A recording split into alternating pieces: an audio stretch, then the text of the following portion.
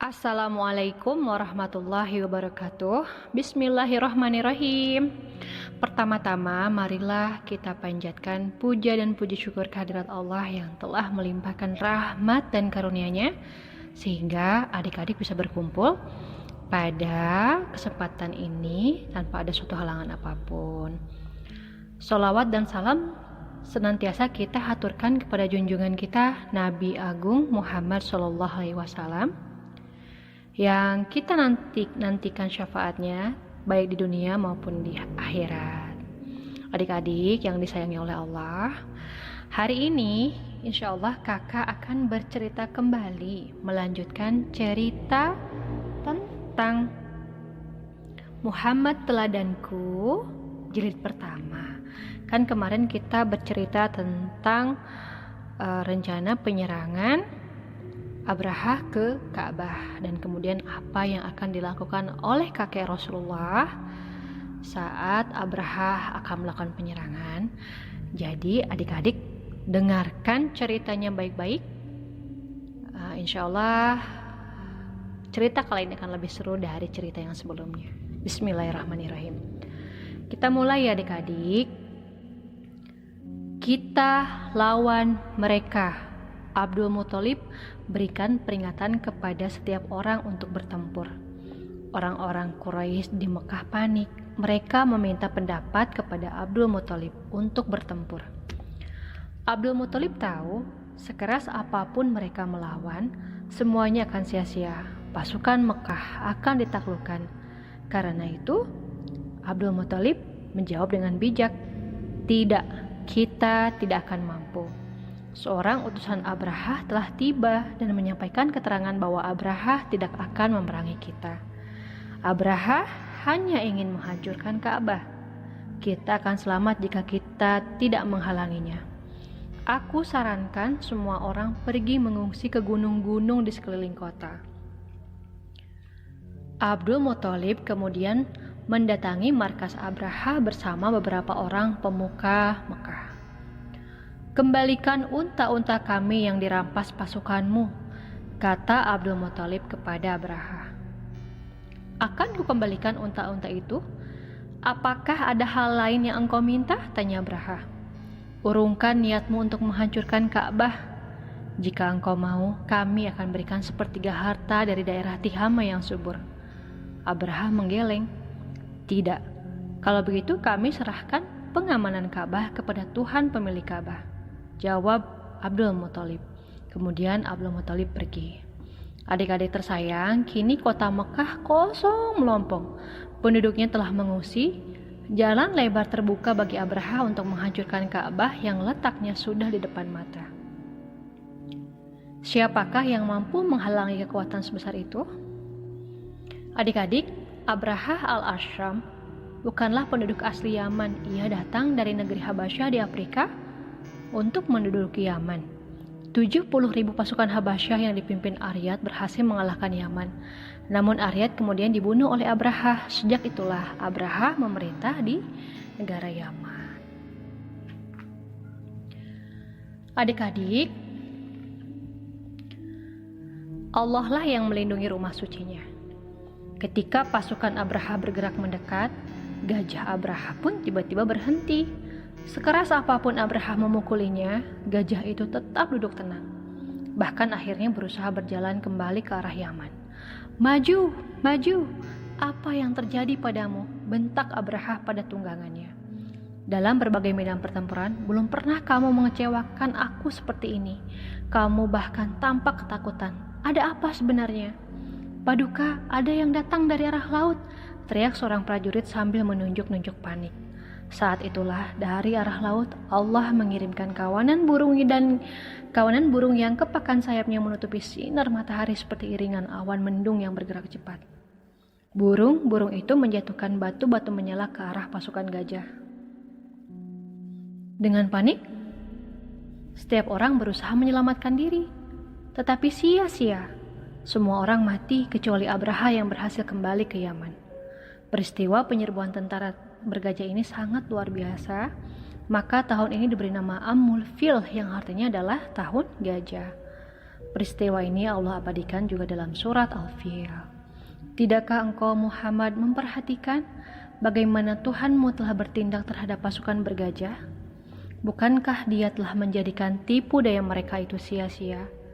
Dan Allah mengirimkan kepada mereka burung yang berbondong-bondong, yang melempari mereka dengan batu dari tanah liat yang dibakar, sehingga mereka dijadikan seperti daun-daun yang dimakan ular.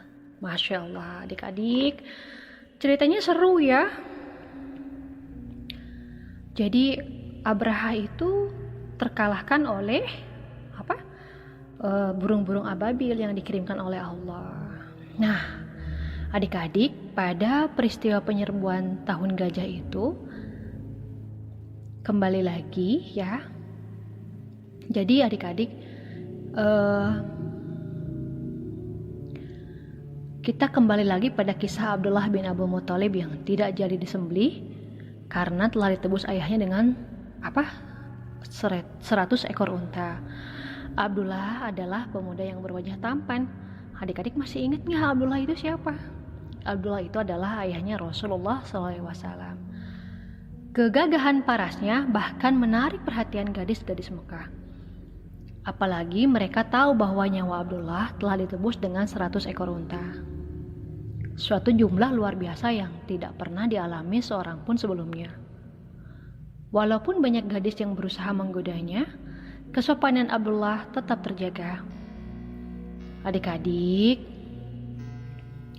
tersayang, sesaat setelah penebusan Abdullah, Abdul Muthalib menggandeng tangan putranya menuju rumah Wahab bin Abdul Manaf. Wahab mempunyai seorang putri bernama Aminah. Abdul Muthalib sudah sepakat dengan Wahab untuk menikahkan putra-putri mereka. Namun di tengah jalan seorang gadis cantik menegur Abdullah. "Engkau akan pergi kemana wahai Abdullah?" "Aku akan pergi bersama ayahku."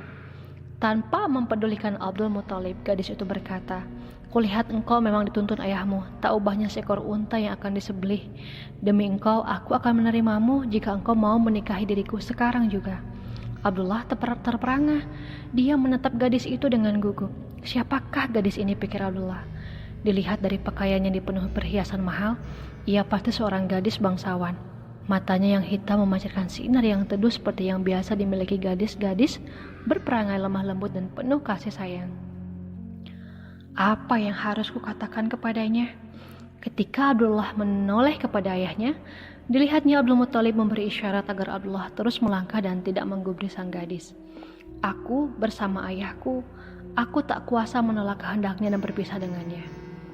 Abdullah pun kembali berjalan bersama ayahnya. Hatinya dipenuhi rasa iba dan simpati kepada gadis yang ditinggalkannya. Hari itu juga Abdul Muthalib datang ke rumah Wahab bin Abdi Manaf. Mereka sepakat menjodohkan Abdullah dengan Aminah. Adik-adik tersayang, keesokan harinya Abdullah bertemu lagi dengan gadis yang kemarin. Abdullah menyapanya, "Mengapa engkau tidak menyapaku seperti kemarin?"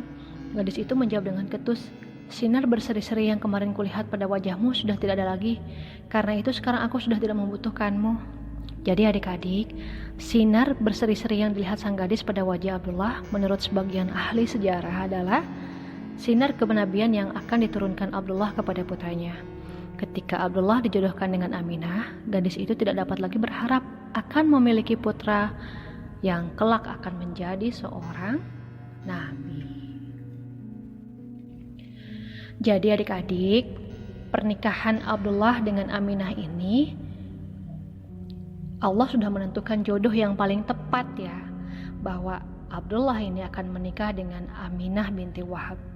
Aminah adalah gadis yang paling baik keturunan dan kedudukannya di kalangan suku Quraisy. Nah adik-adik, pada musim semi tahun 570 Masehi, batang-batang gandum di Yaman tumbuh menjulang tinggi. Dedaunan kurma di kota Taib kembali bersemi. Sementara itu, padang-padang rumput dipenuhi harum bunga-bunga yang tumbuh di kebun-kebun. Bagi penduduk Mekah, musim semi adalah tanda kebebasan dan dimulainya lagi perdagangan musim panas ke Syria. Abdullah pun berniat pergi musim ini. "Kanda, sebenarnya hatiku sangat berat melepas kepergianmu. Entah mengapa hatiku diliputi kekhawatiran dan kegelisahan. Aku bahkan berharap dapat menemukan suatu alasan untuk menahan kepergianmu, keluh Aminah kepada suaminya. Abdullah tersenyum menenteramkan. Hatiku pun terasa tertinggal di sini, Dinda. Aku tahu begitu besar rasa sayangmu kepadaku, sehingga engkau berharap dapat terus berada di sisiku. Bukan cuma itu, damai rasanya berada di sampingmu, Kanda. Abdullah pun mengangguk. Tetapi Dinda, kini dalam perutmu ada bayi kita. Kau tahu aku adalah pemuda yang tak berada. Saat ini kita hanya mempunyai 5 ekor unta dan beberapa kambing perah. Selain itu, tak ada lagi kekayaan yang dapat menghidupi kita berdua selain sedikit kurma dan daging kering. Karena inilah saatnya bagiku untuk pergi berniaga dan menambah penghasilan kita. Aminah terpaksa mengangguk menerima kenyataan itu. Dia memandang kepergian Abdullah dengan sendu, seolah saat itu adalah detik-detik terakhir dia dapat melihat wajah suaminya. Adik-adik tersayang, apa yang dirasakan Aminah pun terbukti. Bersama kafilah dagang, Abdullah tiba di Gaza. Kemudian dalam perjalanan pulang, ia singgah di Yasrib. Di sana ia tinggal bersama saudara-saudara ibunya. Namun adik-adik, ketika kawan-kawannya dari Mekah hendak mengajaknya pulang, Abdullah kemudian jatuh sakit. Rasanya aku tak akan kuat menempuh perjalanan pulang, kata Abdullah kepada kawan-kawannya. Kalian berangkatlah dan sampaikan pesan kepada ayahku bahwa aku jatuh sakit. Adik-adik, kawan-kawannya mengangguk. Akan kami sampaikan pesanmu, baik-baiklah engkau di sini. Kafilah Mekah pun beranjak pulang. Ketika tiba di rumah, mereka menyampaikan pesan Abdullah kepada Abdul Muthalib. Harits, panggil Abdul Muthalib kepada putra sulungnya. Pergilah kau ke Yathrib, lihatlah keadaan adikmu.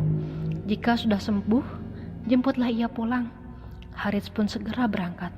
Ketika tiba di rumah paman-pamannya di Yathrib, yang ditemuinya adalah wajah-wajah duka. Abdullah telah meninggal, kata mereka kepadanya. Mari kami antar engkau ke pusaranya.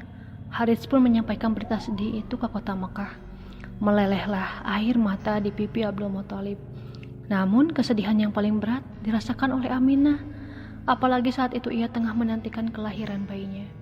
Selamat jalan, Kanda, isak Aminah. Hilanglah seluruh bahagian hidupku bersamamu. Kini tinggallah aku yang hidup untuk membesarkan bayi kita. Adik-adik tersayang, tak lama lagi bayi Aminah akan lahir. Bayi yang kelak dihadirkan Allah Subhanahu wa Ta'ala menjadi orang besar yang mengubah jalannya sejarah dunia. Adik-adik tersayang, jadi sepeninggal Abdullah ini, Abdullah meninggalkan berupa 5 ekor unta, sekelompok ternak kambing, dan seorang budak perempuan yang bernama, kalau nggak salah namanya adalah Ummu Ainan, yang kelak akan menjadi pengasuh Rasulullah.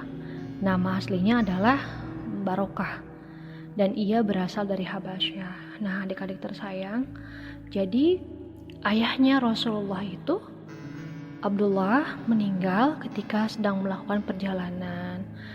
Nah, kira-kira saat dari Habasyah. Nah, adik-adik tersayang, kakak sudah menceritakan tentang penyerbuan pasukan Abraha ke kota Mekah, kemudian meninggalnya ayahanda Rasulullah yang bernama Abdullah. Nah, nanti pekan selanjutnya kakak akan menceritakan kepada adik-adik tentang kelahiran Rasulullah. Jadi adik-adik selalu mendengarkan cerita kakak. Kemudian kakak mendoakan adik-adik semua, semoga adik-adik selalu dalam lindungan Allah Subhanahu wa Ta'ala. Ya, paling itu aja adik-adik yang bisa kakak sampaikan ceritanya. Terima kasih banyak karena sudah menyimak ya. Assalamualaikum warahmatullahi wabarakatuh.